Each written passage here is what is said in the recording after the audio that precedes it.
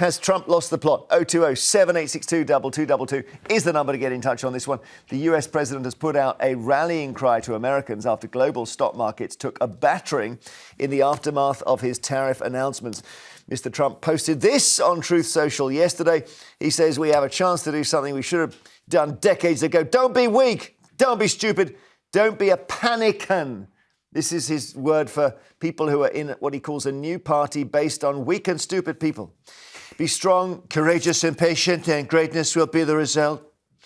Meanwhile, in the UK, the London stock market's FTSE 100 fell to its lowest level for a year. What does that mean for you at home? What does it mean for you, me, and all of us individually? So let's just have a look at what the stock market does and how it affects us. And to tell this story, we've got to go back a long old time, more than 400 years, to the Dutch East India Company, which was trading ships going around the world, sending gold and spices and porcelain and silks. And the trouble was that they did so much trade, they ran out of money to send the ships off with the goods. So they said to people in Holland, "Can you give us some money to support our ventures?" The money came forward and he produced shares in the company. And that's the crucial thing. So now as they traveled and made money, they were making money for their shareholders, which was at the time a new word. And then the word got around. "Oh," says the guy in the pub, "I could make some money here." So people really wanted the shares. And by accident, in 1745, the very first stock market was created. We spin forwards to the modern stock market. A stock market is a place where companies raise money by selling shares. Let's do the basics here. The people who own those shares can then buy and sell them to make money for themselves. You can also make money by just hanging onto your shares and hoping they go up in value as the company becomes more successful. However, sometimes there is just a full-on panic. And we know who's caused this one, and everything goes down. It's not a crash yet, but there is panic in the air. How does this affect the average person in the UK? Let's have a look at a few. So we'll start with, here, Penny Pension, and she's invested £60,000 herself over several years. She's worried it's now worth $56,000. She's a bit concerned. This guy, Marvyn Mortgage, is smiling because he's heard the stock market turmoil may lead the Bank of England to reduce interest rates. Some others for you. This is a working woman in, let's say, midlife. Company pension, she just got a question mark. This guy is a pensioner. Heating and lighting are a concern. Oil prices may go down if the stock market falls. He says, cheaper to cook, cheaper to heat my home. And here's a mum who's at home. She's thinking about career re-entry, and she's seeing that stock prices are making companies contract, not hire as many people. That might affect her. So it's mainly worries that this stock crash, or I should say stock fall, is causing. And of course, Marvyn, it may not last very long. It may be that it's all priced in and after a few days it goes away. No. Well, no. I would like to directly answer the question, has he lost the plot? And I would say no, in the sense that he said in advance that he would do all of these things, and he has followed through with all of these things. So any shock and uproar is a part of the collective negligence that we have taken from these types of leaders. And he has knocked the world economy, very similar to British Prime Minister who's had a massive impact on our economy. And the greater cost is a lot of fear, and that is the bigger problem. We're already in a place of where we're concerned about instability is not growth, good. instability. Yeah. Companies are no longer hiring at the rate that they were. They're not investing in growth in the way that they were.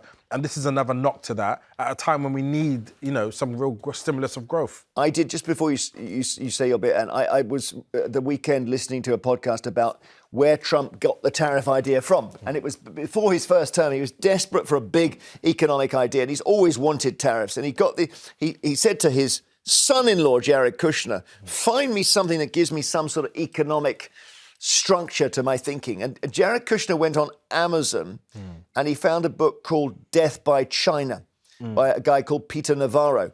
Peter Navarro is now Trump's top trade advisor. The problem with the book is that in it, Peter Navarro quotes an academic as the reason you need massive tariffs on China and other countries. And he later had to admit that the academic was made up. It was a guy called Don Vara, which is an anagram of his own name.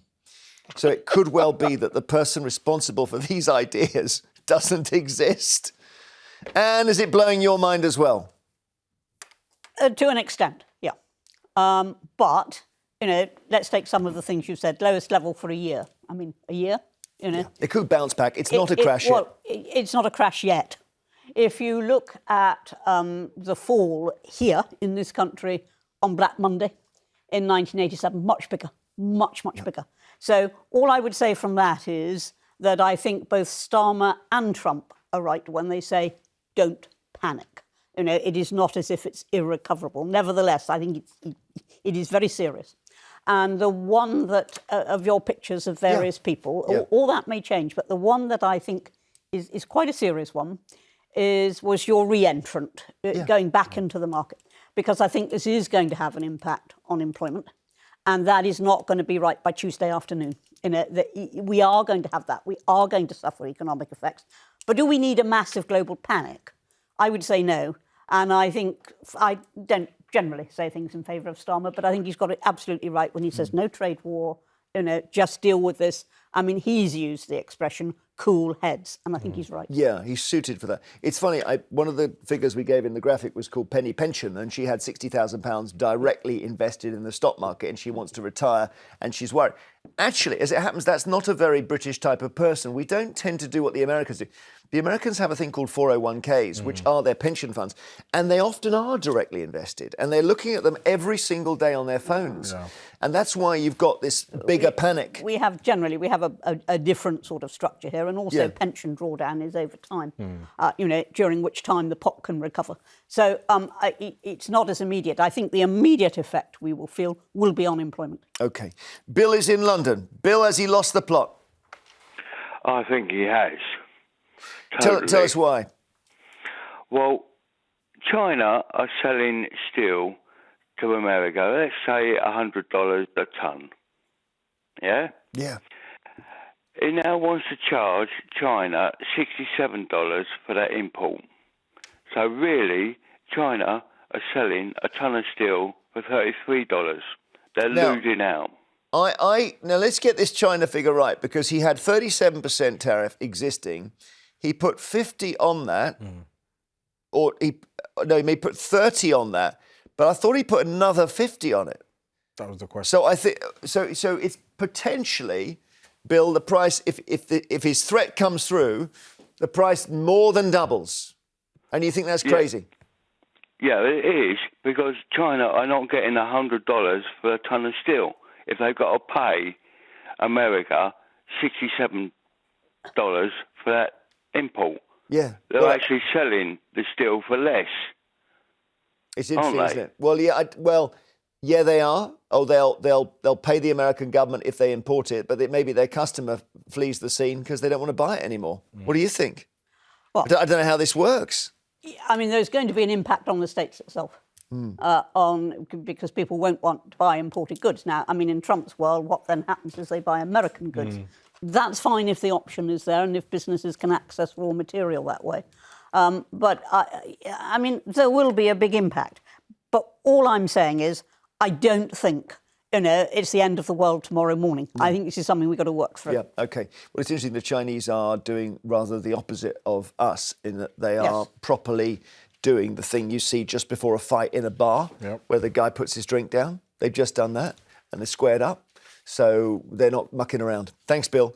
More calls after the break. Has Donald Trump lost the plot over global tariffs, or do you think there is a method to his madness? Talk a bit more about Donald Trump, whether he's lost it. We were just talking about the effects of the stock market turmoil, individual people with different interests, walks of life, different stages of life. In a way, it affects all of us. Peter in Wolverhampton, is it going to affect you? Yes, I'm delighted. It's glory days as far as I'm concerned. He's giving globalisation a good kicking, and I've been waiting for that for 30 years.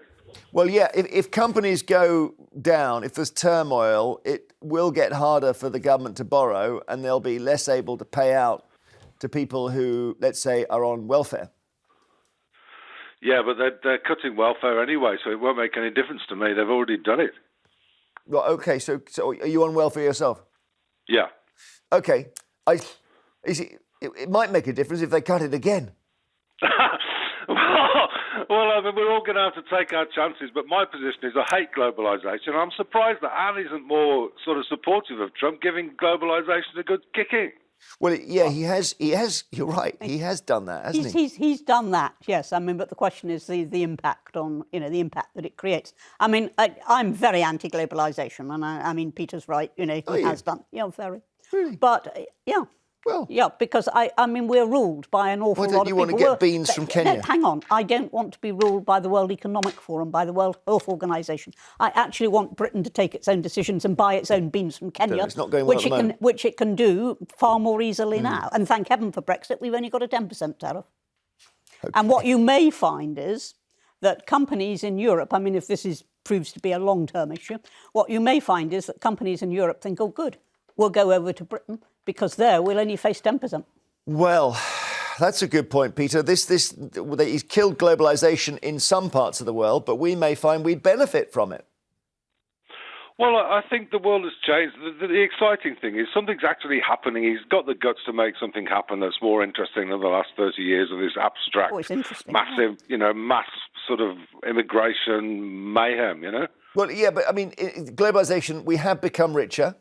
America's become much richer. I haven't become richer, Jeremy. Well, that's not how averages work, is it? It's not. The country has become richer, but you're right. The wealth has gone arguably to a small number of people. What do you think, Marvyn? Do you agree with Peter that this is Trump kicking globalisation and it's about time? No, I think it's trying to reframe America and centralise it in the global conversation, because the speed in which India, China, Brazil and other nations are developing, the alliances that are happening around, is putting them at potential risk in terms of their status in the world stage. But, globalisation for me has multiple benefits. I think migration has always been a challenging part of globalisation, but having the ability to operate globally as a business is a massive, value add for someone like myself. I don't know who made the lovely fleece you're wearing, right? Mm-hmm. But the chances are it was made in India or China or whatever, and probably the same for my jacket. Now, that's the upside of globalisation, is that you can have someone very low paid make your fleece, and it's cheaper for you to buy. Is that such an upside that we're relying on countries that treat their labourers very badly?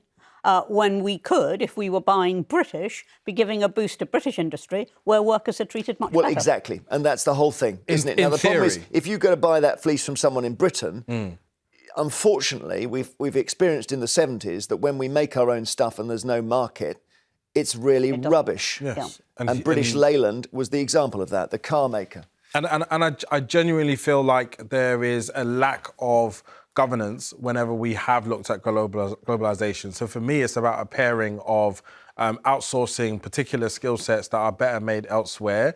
But what we've not done is tax countries appropriately or tariff countries appropriately to balance out what that then does in our country. And I think it's just about governing that system of exporting better. But you can see where Trump is coming from. Or Nick in Devon, do you think he's just gone completely mad? Basically, yeah, I do actually. Morning, Jeremy. Morning. So why do you say that? Do you think because he's got a logic? His logic is we block them. It's just like borders. It's like building a wall, isn't it? But a wall for goods. And if you build a wall for jeans, then American workers have to make jeans instead of Chinese workers. It's as simple as that. Well, yeah, but I mean, as we're being told, you buy a pair of Nike shoes, for instance, made in America, a huge amount of money. Buy them made in China, not a lot of money. It's a difficult one. But I think, to be honest with you, that I think the biggest piece of disinformation that we've all received over the past few years is that Trump's a good businessman.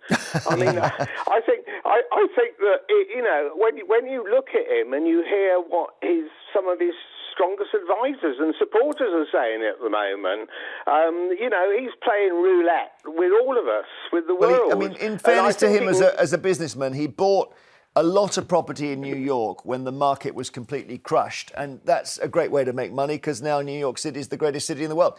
So, that's how he made his money. And he's also been elected twice, which you can't take away from him. But I don't know, you're obviously not impressed. Not impressed at all. No, he was gone bankrupt at least twice. Well, I mean, quite frankly, I mean, I really think that he has lost the plot. He really doesn't know. He's overstepped the mark, and I think that, we could all be the poor. I agree with Anne. We shouldn't panic about it. No, we shouldn't. Hopefully, in everything, things will come right. But I really sort of quite concerned over the next few months and weeks, exactly sort of where we're going to end up. The sooner I think that, that Starmer actually sort of takes the lead from Canada and actually the whole the country Anne doesn't agree with that. The better. No, you don't want to fight? No, well, I certainly don't want to do that, because how would Trump react? He would put our tariffs up. At the moment, we're okay on, well, not okay, but we're better than many on 10%. The cars, aren't they? Yeah, let's stay there. OK, the cars are 25%, and that's brutal. Thank you, Nick. John in Essex, hello. Yeah, good morning, Jeremy, and good morning, Anne and Marvyn. Has he gone mad? I just wanted to... Sorry? Has he gone mad? Oh, Trump. I think he's gone mad. Yeah, I mean, he's gone mad on a whole bunch of issues. I think I just wanted to straighten something out with regards to how the tariffs work. Yeah. If China imports something into America, it's not China that pay the tariffs, it's the Americans. Well... So the Americans have to pay that tariff. So that then either gets soaked up into the business, and that business then has less profit, or they pass it on to the consumer. So the Americans are actually paying the tariff if they import any goods from any other country that's got a tariff on it. The tariff goes to the American government, doesn't it? I mean, if you let's just think about this. You're sending in $100 worth of steel. The tariff is 20%. You pay 20% on the steel as it arrives. Now, whether you, the Chinese, pay or whether your American buyer pays is neither here nor there. Someone's going to have to pay it. What Trump is hoping is that because it will therefore cost you more to buy imported goods, that you'll buy American goods instead. That's what is behind this. And the issue there is then, I mean, if let's say Nike shoes, they're going to have to start Nike factories inside the USA. Which would be a disaster. And, well, it will take a while. I was talking to a Washington car dealer, funnily enough, a few days ago, who I happened to meet at a football game. And he said, they have got Mazda factories in the States. But the problem is that those Mazda factories are importing parts to make the cars. So the tariffs hit the parts they're importing. So it's really tricky. They just don't have the infrastructure to turn around and start developing factories. Yeah. And also, his tenure won't be long enough to see this through all the way to the end, where we now have a new, rebuilt American infrastructure. I think from what I'm hearing now, they sound like they're open to negotiation on it as well. He's just said, I had a great call from the Prime Minister of Japan. So everyone's ringing him up saying, can we just have a little bit of leeway? And maybe he's going to say yes. He's going to panic if the stock market crashes. Well, it hasn't crashed yet. I mean, that is the point, Jeremy. I mean, there is a lot of panic. Panic can itself generate crashes. Yeah. People start selling and all the rest of it. But we showed Trump's Truth Social tweet, which is equivalent of Dad's Army, don't panic, everyone. As we know, in Dad's Army, whenever they shouted, don't panic, everyone started panicking. Well, perhaps I can just quote you Nigel Lawson, if you remember, when things were starting to go quite badly wrong, and he said, cui bono publico, no blinking panico. He used a stronger word, but I won't use that. And he was right. OK, well, thank you for your calls on this. Later we'll be asking you...